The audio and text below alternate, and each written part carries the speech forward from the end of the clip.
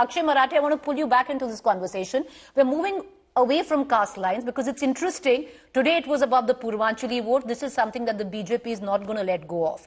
Yesterday you brought up the Jat vote. Many would think, what happened for 10 years you were ruling? You didn't want Jat to be included in the OBC list of the centre then, but you wanted to do so now. But that aside, moving on now to a vote bank which Akshay Marathe, many would suggest that the Aam Aadmi Party refuses to address but covets. And that is the Muslim vote bank. The Aam Aadmi Party seemingly looking at this vote bank where you don't want to outrightly woo the Muslim vote, but you want to make sure it consolidates behind you because there is no better option. Preeti ji, let me first answer the voter deletion question and I'll get to your question as well. I know we have enough time on this debate today. I think it's important. No, we don't. You have to be very quick. Sorry. Yeah. No, but this is a very crucial issue because people need to understand what Arvind Kejriwal is saying in New Delhi constituency. In the last 15 days, 5,000 votes have been submitted for deletion by 85 people. And according to the process of the Election Commission, those 85 people were invited to justify why should those votes be deleted. Only 11 people showed up and those 11 people said, we have not given any applications for voter deletion. This is why there is a complete, harakiri that the BJP is trying to do in New Delhi constituency. They hate Arvind Kejriwal. They want to destroy Arvind Kejriwal. They tried to throw him in jail. He did not get destroyed. They're trying to do electoral malpractice in New Delhi constituency. But I can assure you, Arvind Kejriwal is too smart for the Bharatiya Janata Party. He's 2 steps ahead of them, which is why he's raising a stink to the Election Commission every day that you have to stop this malpractice that's happening. The second malpractice that is happening, and Preeti ji, you know this, I don't know why the media doesn't talk about it enough.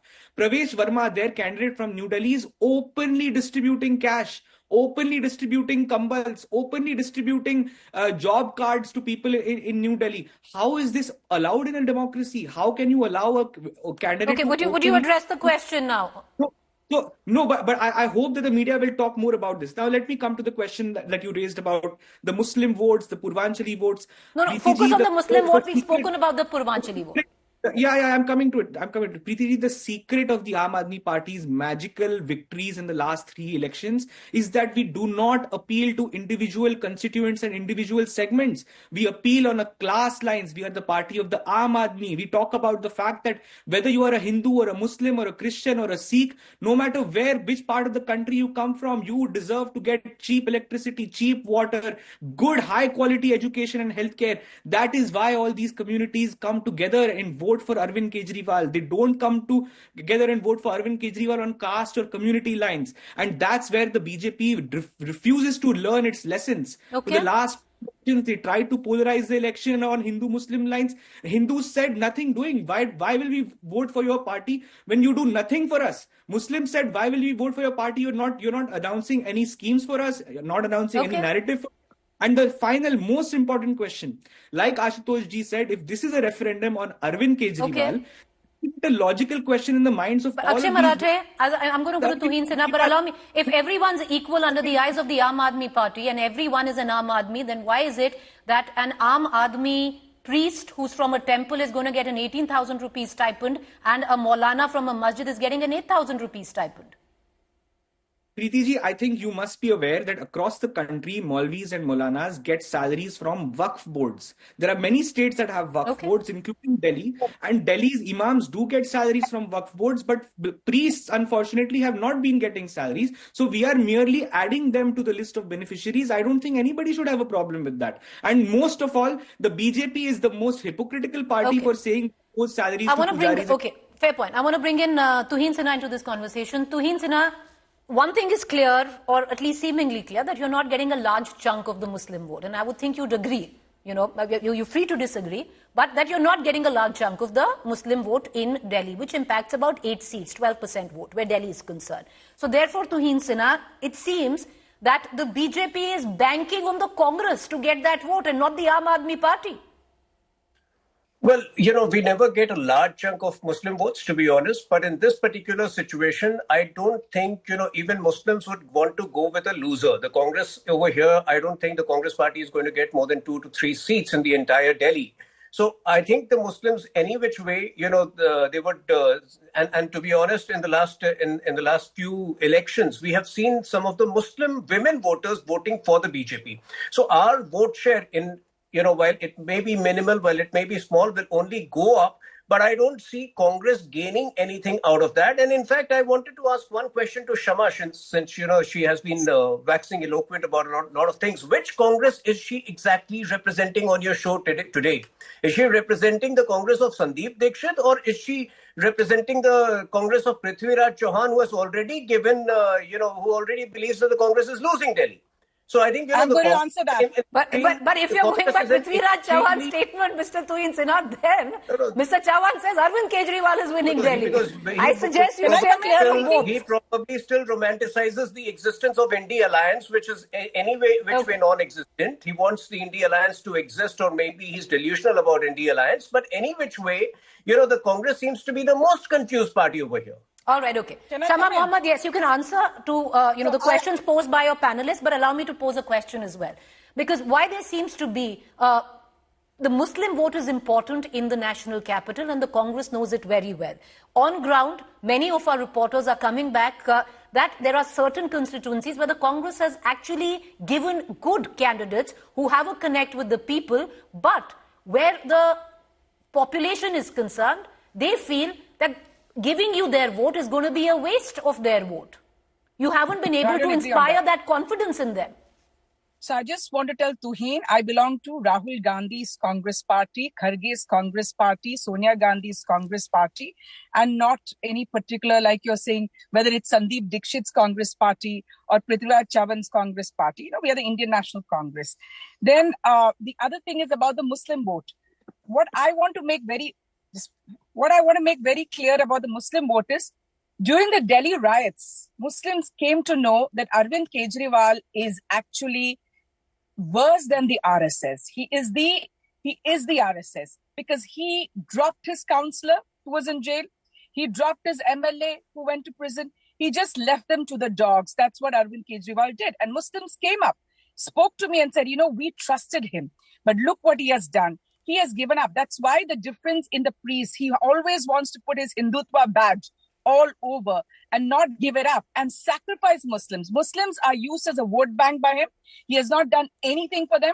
Many of them are still behind bars during the riot cases. How many of him has he helped? And during that time, let me tell you one more thing. He was going in front of Gandhi statue and standing there and saying, police was not police. I don't have the police with me. I still remember during the Nirbhaya days, how he used to abuse Sheila Dixit, saying, ye CM hai, police inke nahi hai, kya kar rahi hai, kya baat kar rahi hai.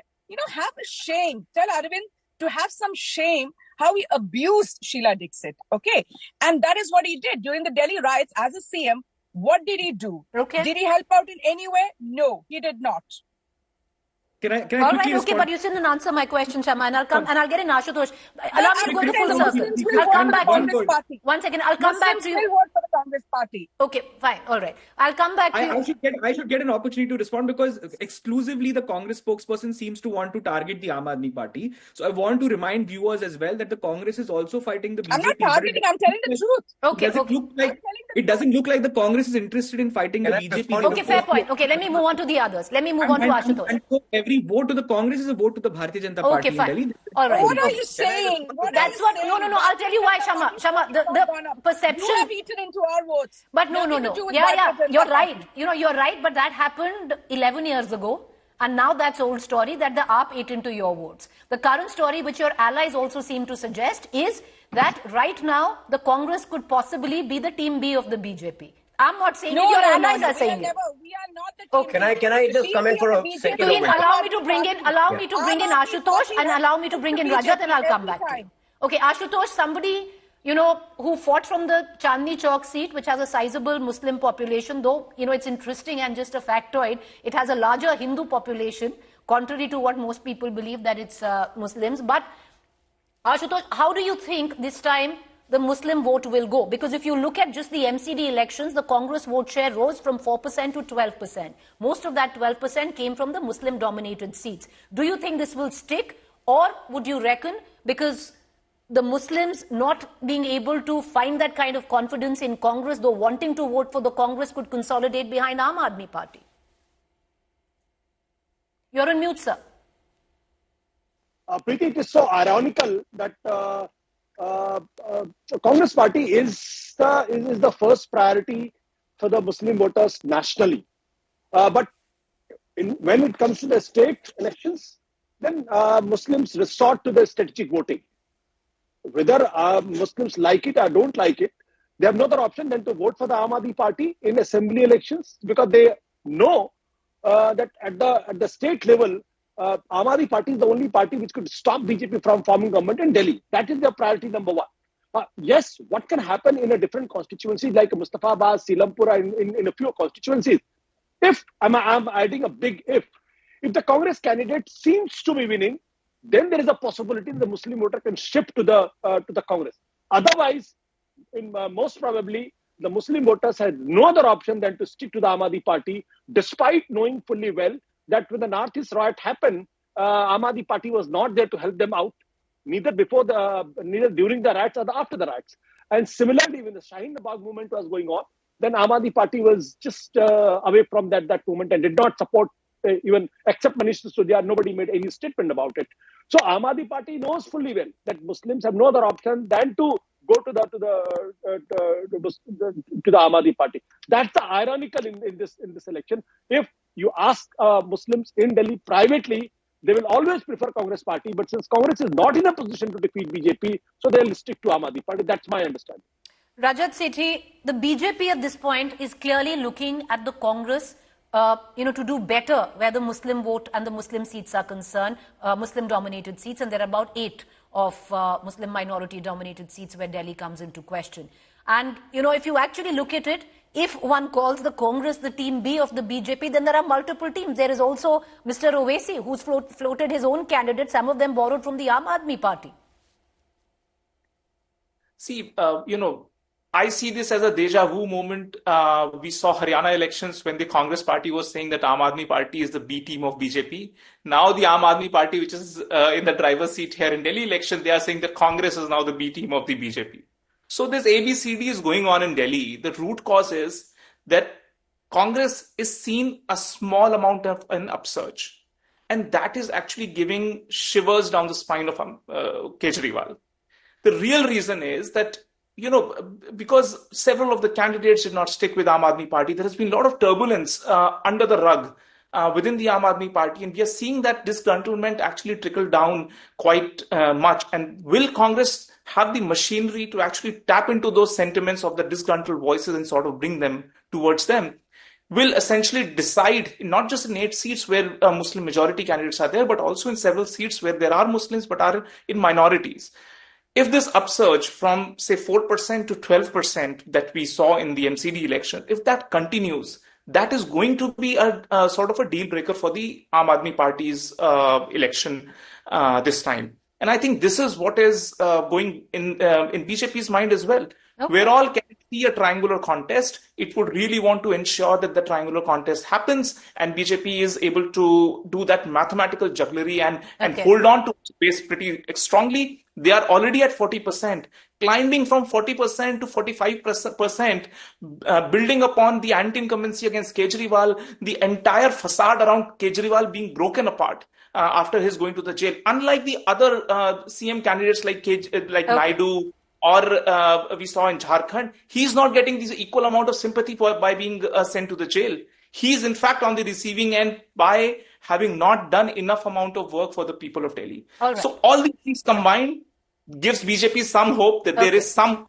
Okay, I'm going to take last 20 seconds each with the political panelists and spokespersons there. They both want to come in. There was I call there the 3 M's of elections in Delhi. One we discussed, which is Muslims. Will it consolidate? Will it splinter? Number 2 is Mahila, which I guess we'll discuss later.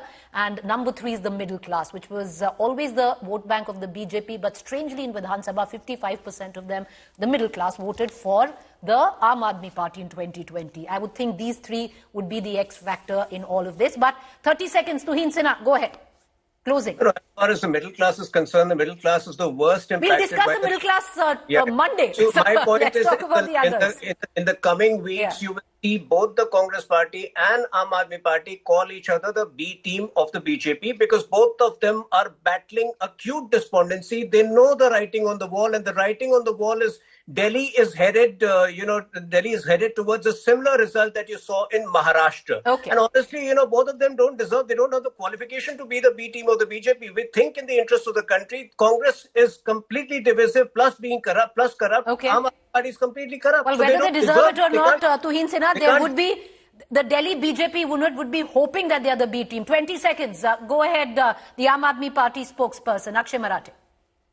Preeti, I think it's very clear the fight is between the Aam Aadmi Party that has a face, it has a narrative, it has a vision, it has a roadmap, and it has 10 years of work to show for, where 25 lakh children have graduated from our schools, 1 crore people have gone to our OPDs, lakhs of people continue to get free electricity and free water. All right. That is the kind of All right, the voters, we'll only know when that last vote is counted come the 8th of February. The BJP has no face, no leader. Okay, no face. That's the campaign of the Aam Aadmi vision. Party. Every spokesperson will end with that. 20 seconds, Shama.